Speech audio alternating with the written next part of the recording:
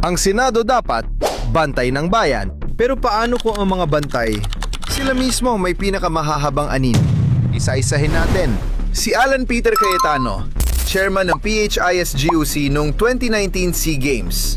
Ito yung may 50 milyong kaldero at may 11 bilyong budget na umabot pa sa Senate investigation. Pinakalanan din siya ni Janet Napoles sa affidavit bilang umano'y tumanggap ng PDAP kickbacks. At syempre, si Pia Cayetano, dinepensahan ng kapatid sa SEA Games spending. Check! 2010 plagiarism controversy? Check! Original ba talaga ang serbisyo? O pati speeches, recycled? Si Cheese Escudero naman, nasangkot sa graft complaint kaugnay ng 350 million na Sorsogon fund issue. Bilyones ang pondo ng kanyang distrito, pero taong-taon, lubog pa rin sa baha. Si Amy Marcos, pinanagot ng Hawaii Court sa torture at pagkamatay ni Archimedes Trajano. Isang estudyante, nagtanong lang. Hanggang ngayon, natabunan na lang ang issue na ito. Si Marcoleta, isa sa nagpa-shutdown ng ABS-CBN network. Isinara ko po ang ABS-CBN! Marami ang nawalan ng trabaho. Pero noong 2025, siya naman ang may tanong sa campaign disclosure gaps. Si Joel Villanueva, naharap din sa graft charges kaugnay ng PDAF scam.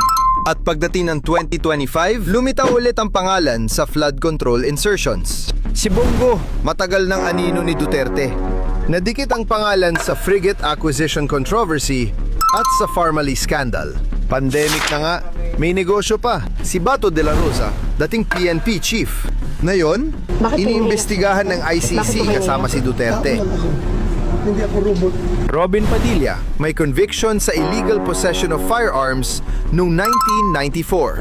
Bilang senador, sinabi niyang hindi raw dapat krimen ang marital rape. Si Jinggoy Estrada, kinasuhan ng plunder dahil sa 183 million PDAF kickbacks. Nakulong nakapagbel, nahalal ulit. Kinig ka naman sa mapapangasawa mo. Si Mark Villar, dating DPWH na yon, senador. Habang lumalabas ang ghost at substandard projects, si Camille Villar, parte ng pinakamalawak na political business dynasty sa bansa. At habang bumuboto sa infrastructure at water policy, ang pamilya rin niya ang direktang kumikita rito.